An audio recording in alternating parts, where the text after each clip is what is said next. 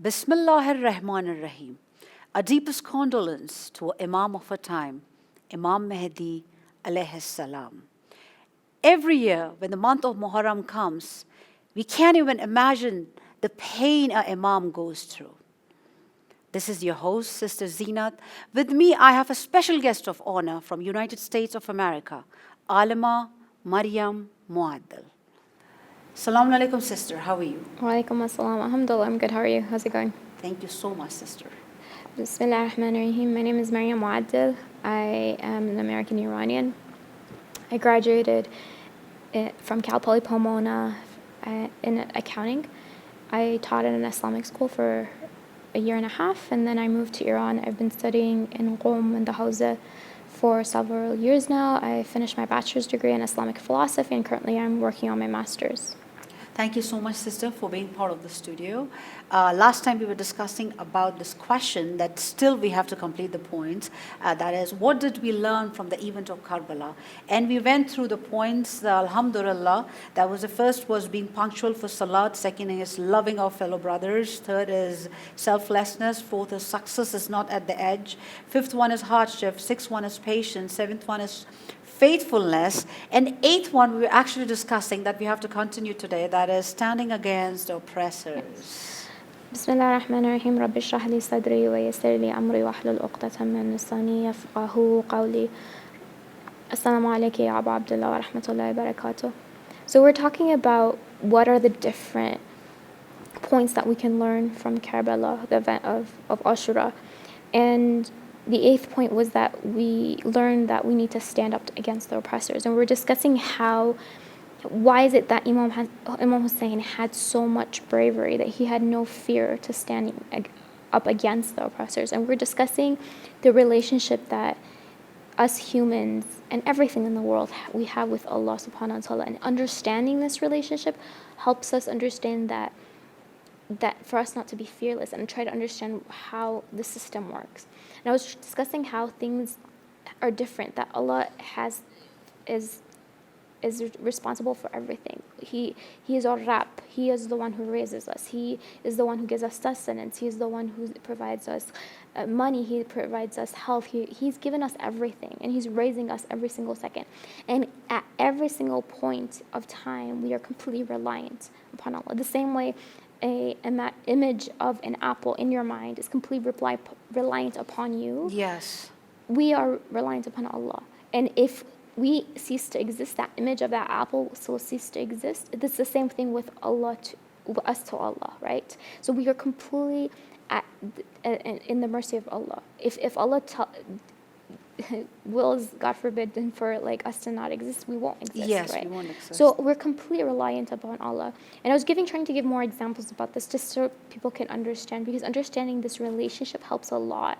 It's not, when we think about for example, creating this mouse, it's the people who made this, they might have it was on plastic, or I don't know what else they used for this. They had the material, they shaped it, and they assembled it, right? But essentially, the creators of this mouse didn't make every single thing. They still had to use, I don't know if it's wood or plastic, all that stuff it already existed on Earth. So they just assembled it. They didn't create it. Creating means to create basically out of nothing, right? And so we see that that's the relationship that we have with Allah subhanahu wa ta'ala. And it's important for us to understand. And so the same way that when we get hungry, right, we eat, right? That food, this apple that I eat, makes us satiated. Yes. It makes us full, right? Do I say the apple made me full, or do I say Allah made me full? We can say both made us full, Yes. right? Allah essentially is the Ar-Razzaq. Everything is connected to Allah subhanahu wa ta'ala. Right? Yeah. But on a different level, right? I can eat an apple, or I can have a hamburger, or I can have a pizza. It's still not going to make me full, but they're just different things. This is on a horizontal level, but essentially Allah is the one who's actually providing us, because He's a sustainer. He's a sustainer. So that's our relationship with Allah. And so the Imams really understood this relationship. Hazrat Musa, the Prophet, really understood this relationship. And when they understand, okay, everything is reliant upon Allah, and they're doing everything in His way, they're doing their responsibility, what do they have to fear anymore? And so understanding this relationship really helps with being able to stand up, right, to an oppressor. Nothing's scary anymore when you recognize that everything is at Allah's in Allah's disposal. That He has full control of everything. So when Allah in your mind is the greatest thing, He's the greatest being, He's the all powerful, the all sustainer, the creator, the Rab, everything and every aspect. Essentially, He's the one who controls, and He has everything at the tip of His hand. Yazid means nothing to you. Yes. Yazid's nothing. It's not. First, he's not the point that you said, we have to first strongly believe in that point in every aspect of our life, whether we are facing some problems or difficulties or happiness or anything. Then Yazid will be nothing for us, definitely, because Imam Hussein had that kind of ideology, a perception. Usually, practically, let me speak up, sister.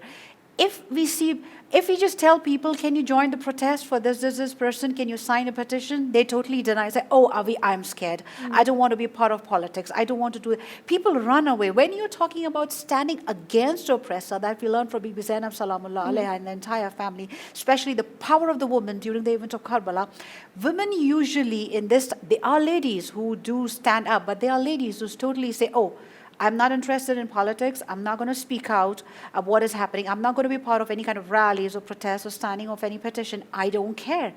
They cry for Bibi Zainab, but they don't want to stand up practically. So this is what we learn from Bibi Zainab, Imam Hussein alayhi salam. Stand against oppressors of your time. Exactly. Speak out. So this is the message you're giving. Yeah. And so it's that connection and that understanding. If we really bring it in our lives, as you said, standing up to would be very easy. Very easy. Yes. It's understanding everything in its own place, right? If we understand Allah's relationship with us, if you understand how powerful He is, why do we say Allahu Akbar? Right? Yes. We say Allahu Akbar means what? Allah is great. Great. But what do you mean by this great? What does this greatness mean? What do you think? Greatness in everything. He's supreme. Supreme, right? It's not in size, because Allah subhanahu wa ta'ala doesn't have Yeah. a size. So sometimes people think, oh, like it means in size. First of all, Allah He's not material to have a size. So we can't say He's greater in size. But it means He's greater in His attributes. When it comes down to He's the Ar-Razzaq, He's the sustainer. He's the greatest sustainer. When you say He has qudrat, He has power, He is greatest in power. When you say He is Alim, He's the knowledgeable, He has the most knowledge. All these aspects, in every single attribute, you say that He's the top of the line, right? That He's, when it comes to kindness, He's the most kindness. He's Rahim, He's Rahman, He's all these things.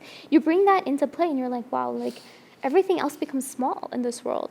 And Yazid means nothing. Any oppressor means nothing. And so it's having that understanding that and constantly reminding yourself. And that's why we have the 5-time prayers. That's why we have to remind ourselves, like, and we start with Allahu Akbar in our prayer, right? We like throw our hands up and we're like pushing up everything behind us, and we're entering the state of salat and remembering, oh, Allahu Akbar, Allah is greater than everything. So that's important, and that's where the Ahlul Bayt would get this. This was the constant remindance that they have during their prayers, during their worships, all of that. It's constant reminding them, hey, Allah is the greatest. Allah is the greatest. There's nothing to worry about, right? The night before Ashura, right? They all prayed. They were standing up in salat and worship and all of that. And that cleanses the soul, and it reminds us, that cleansed their soul, and it reminded them, what's the purpose of all of this, right? And so the purpose of standing to the person was to fulfill their duty to Allah subhanahu wa ta'ala. The purpose of Musa standing up to Pharaoh was standing up to the Pharaoh because he forgot Allah. He did tughyan, he transgressed. Yes. And he was oppressing other people, and also he forgot Allah. He forgot the whole purpose, and he made himself the Rab. He said, "Ana Rabbukul A'la," that I am your Lord. This aspect of Pharaoh saying this, it's not something that, okay, just Pharaoh said it. No, each king, all the different societies in different times, they are always oppressors of the time. And in some sense, they were saying, oh, we're your king. And they knew very well that they are not the Lord, but still they want to fool the people by saying, I'm your Lord. And this is the biggest example of Hazrat Musa alayhi salam, who Pharaoh was so dangerous, but still he said, open my chest in his du'as, right? And then he stood against Pharaoh of the time, saying that you are not the Lord, Allah is the Lord, and I am the prophet of God. And this is not at all easy. And at the time of Imam Hussein alayhi salam, the way Imam Hussein stood up against Yazid, so this is the prayers, actually, we have to say, Ya Khudaya, please open a chest so that we can help the Imam of a time, Imam Zamana alayhi salam, and stand against your oppressors. So by making the du'as, we have to start this journey towards our Imam first. Exactly. And so we see that when you look at the story of Hazrat Zainab alayhi salam, and she says that وَمَا رَأَيْتُ إِلَّا جَمِيلًا, I have not seen anything but beauty. It's like, why is it that she's able to say that, right? Yes. And then she's able to stand up to Yazid and be like, this is what it is. And she basically calls all the things out. Like she calls him out on the things that he's doing and the horrible things he's doing. And it's interesting, like, how is that she's able to see it is that she's seeing all of this from Allah. She sees that, okay, this event of Karbala was an opportunity for them to grow. It was an opportunity to give a sacrifice for Allah. It was an opportunity of her to give everything up for Allah. Again, in the event of Karbala, right, Hazrat Zainab goes to Imam Hussein once he's killed, and asks, oh Allah, like, and she lifts the body up and says, oh Allah, like, accept this from us. Why she's able to see it is just like, okay, this is me giving up everything for you, Allah. This is what you've wanted. You've planned this in this way. So, and this is the way we've gotten close to you, in a sense. And for them, it was a blessing. For the mu'mins, these tragedies or things that happen, they are a blessing for a believer. Why? Because it brings them closer to Allah.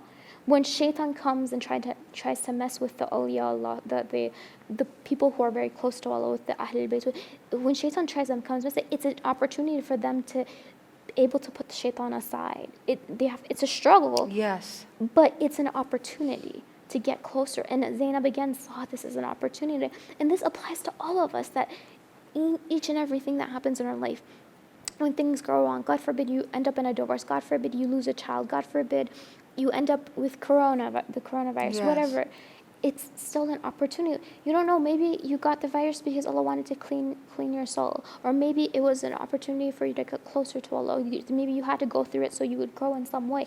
There's an opportunity there, and you have to see it that way. And I remember for me, I know seeing things like when things go wrong or things don't go necessarily my way, what it's really helped me is to think, okay, this is an opportunity. Let's get it. Let's see how I can tackle this. I see it like, okay, it's a wrestle. Like, I have to wrestle with this problem until I win, right? Or at least I try my best until there's nothing for me. That's a good courage that you are giving, that if you're facing some difficulty or problems in your life, don't panic. Don't be unthankful. Yeah. Don't get into depression. Yeah. Just say, oh, this is an opportunity that's given by Allah subhanahu wa ta'ala to me. I'm going to handle this, and I'm going to go one level more stronger, like a video games, you go on the next stage, which is tougher and tougher and tougher. Exactly. And you're making yourself more tough to handle the different kind of situation. If you take life in this way, life is going to be so easy. Exactly. Yeah. And so again, like when it comes to Zainab alayhi salam, when it comes to Fatima al-Zahra alayhi salam, when they're dealing with the oppressors, they're taking it on without being worried, and they're like, no, this is an opportunity for me to grow as well. Even though obviously no one likes to deal with an oppressor, but it's an opportunity. I'm going to take this on, and I'm not going to be scared, because I'm doing this for Allah, and Allah will help me back, inshallah. So, inshallah, Allah gives us the opportunity to deal with all the pharaohs of our time. By opening a chest and making us courageous and brave, so that we can help the Imam of a time and become his true companion and the closest companion, inshallah. Exactly, inshallah. So the next point is tawakkul ala Allah, reliance upon Allah, right? So tawakkul ala Allah is that when you rely upon Allah. There's a hadith from Imam Baqir alayhi salam that says that when you rely upon Allah, it's impossible to lose. You will never lose. If you rely upon Allah, you're doing something, you won't lose at all. Now, if you look at the time of the Prophet, you see that some of the battles they would win, and some of them they would lose, right? But the Prophet would never lose hope. Yes. Right? He never lost his spirit. He never was like, oh, like we lost. Like, because all of his tawakkul, all of his reliance was on Allah. And he knew that the only thing that could actually help him is Allah, because everything is at his disposal. Again, remember, vertically, horizontally. Vertically speaking, Allah is taking care of everything, and He's the manifester of everything.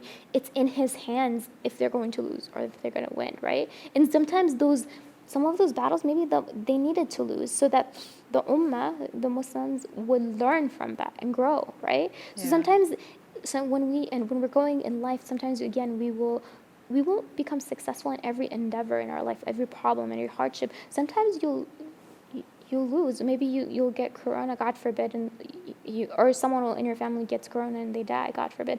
So sometimes these things will happen, but they're necessary for you, right? Yes. For me, like I remember with me, when my brother passed away, it was very difficult. But after going through that for a year or whatever it was that we were grieving, I really realized that it was a blessing in disguise for me, because it helped me grow and become a better person. When you go through something like that, a lot of times you become more kind, you become more compassionate, you have more empathy for other people. You're willing to listen to other people, hear their stories out. Things will change, and that's change something you need. Again, I remember we talked about how we're kind of like that clay under Allah's hands. Yes, yes. Allah's molding us, He's changing us, right? So these things will happen for us to change. It's going to hurt. Yes. Most likely it will hurt. Not always, but sometimes it will hurt. But what we need to do is do that tawakkul. Like, okay, oh Allah, like, I'm going to rely upon you.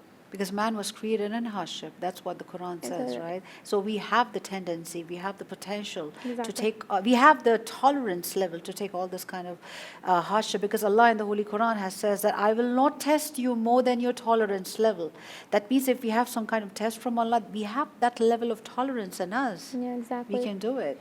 And again, like you see with the story of Imam Hassan alayhi salam, he basically, if you look at his life, he went through so much difficulty. He had to give up the Khilafat, and it's so sad because he becomes so qareeb. He's essentially very lonely.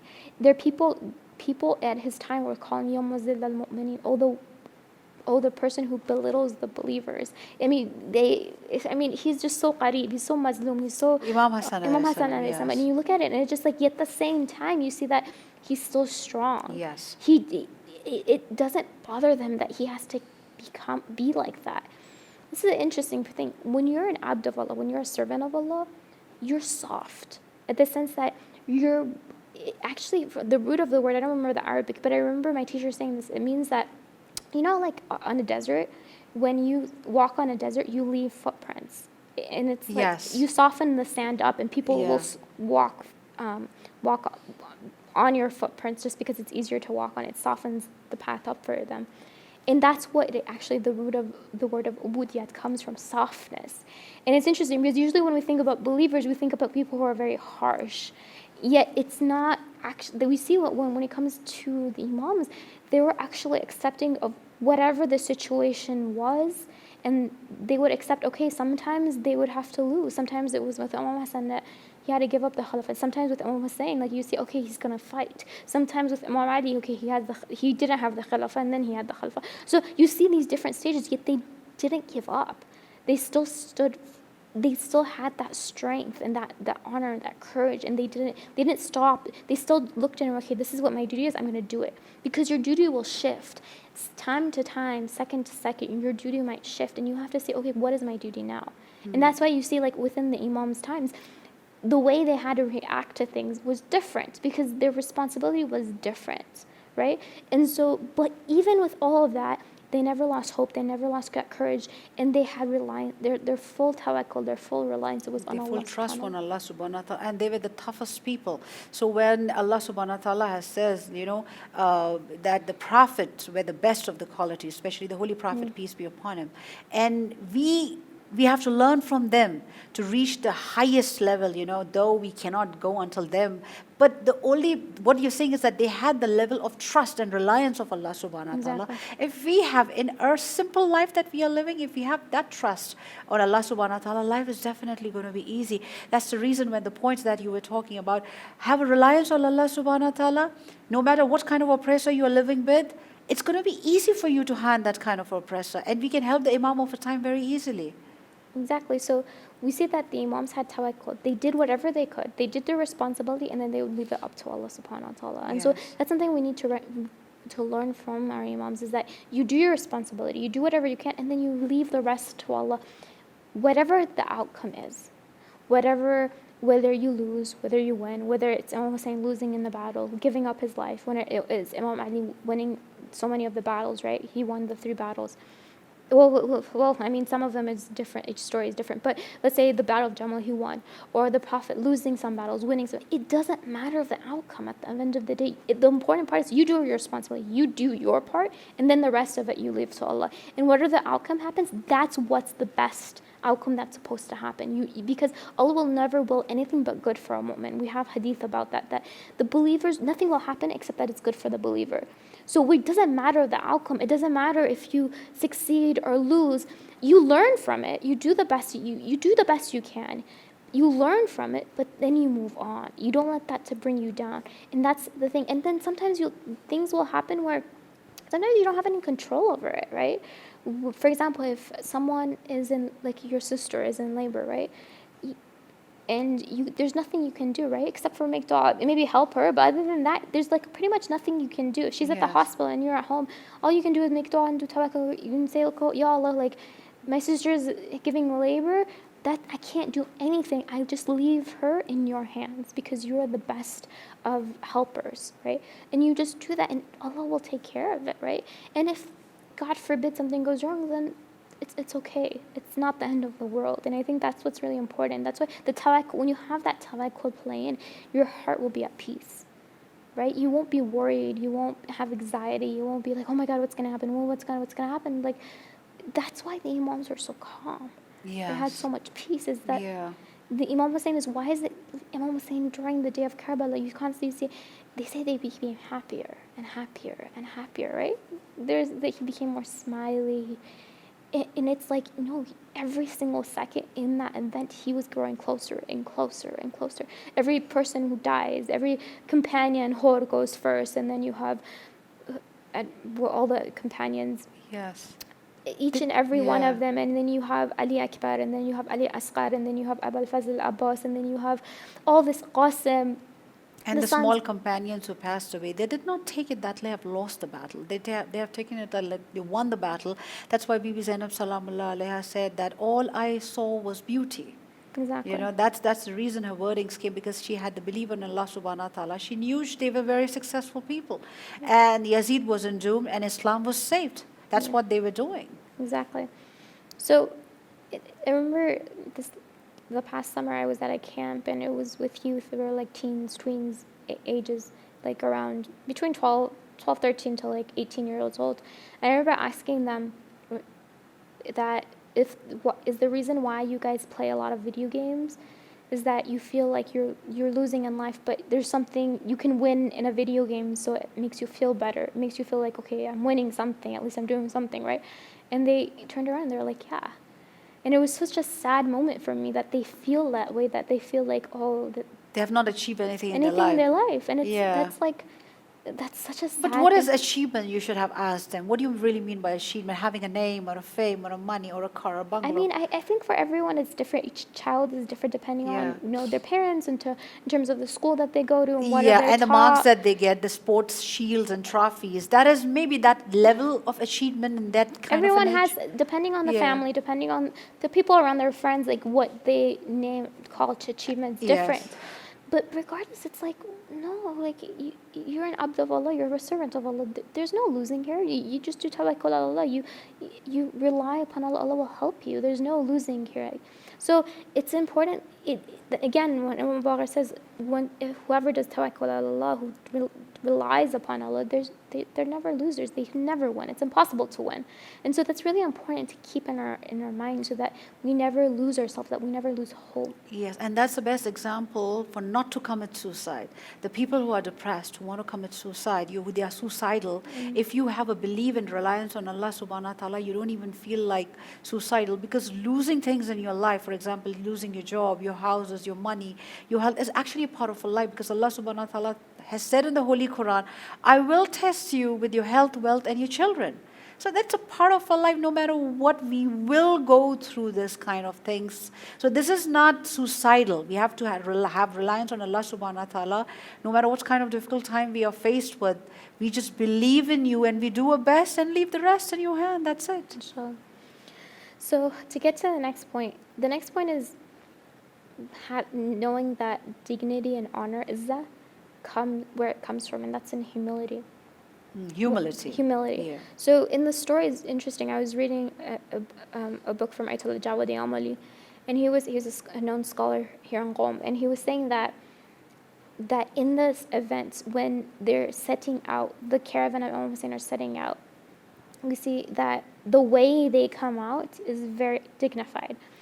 In the story, it's narrated, the person who's narrating says that Zainab comes out and she's surrounded with all her women servants, and then Abul Faz comes and mounts her on the horse, or if it was I don't remember if it was a horse or it was a camel or whatever it was, and then Umm Kulsum come, and Abul Faz again mounts her up, and then the daughters of Imam Hussein come, and they're mounted, and then Layla comes. Layla comes with Ali Akbar, and then Ali Akbar helps her get mounted on there, and then Imam Hussein comes and asks Abul Fazl Abbas, "Oh, Abul Fazl, go get my horse." So Abul Faz comes and brings her horse, and Imam Hussein gets up there, and then Abul Faz gets on his horse, and he's been told by Imam Hussein to be the flag bearer, right? And he's the one who sets in front, because apparently the way it would go is that the person who would go first in the caravan would be the flag bearer. So with so much honor, Abul Fazl Abbas, obviously in the story, he's the most honorable person in Imam Hussein's camp. And so the person who's narrating the story is that the way that they get on there and the way that they end up like mounting on their horses and their camels, and the way they set out is just so dignified, and there's so much izzat and this honor. And if you look at it at the same time, these people, the Ahlul Bayt, were the most humblest of people, right? They would sit down with the most poorest people and they would have food. They didn't make a difference for them if the person was black or white or rich or poor. It didn't make any difference. These things, they were material aspects of human beings. For the Imams, it was whoever was the most pious were the best, right? But for them, color didn't matter. Being a slave didn't matter. Or being free didn't matter. They would sit with everyone. They would treat everyone the same. And then you have stories of Ali being at nights, he would go and do munajat and talk to Allah and make dua to Allah. And then they would find Imam Ali, what he was passed out, and they would think, oh my God, he had passed away. So they would run to Bibi Fatima al-Zahra and say, oh, Bibi Fatima al-Zahra, Imam Ali had passed away. And Fatima al-Zahra would be like, where was he? No, he's praying, don't worry. He was like, they'd be like, oh, he's here and he did this. And they'd be like, oh, like, this is just, he was just praying.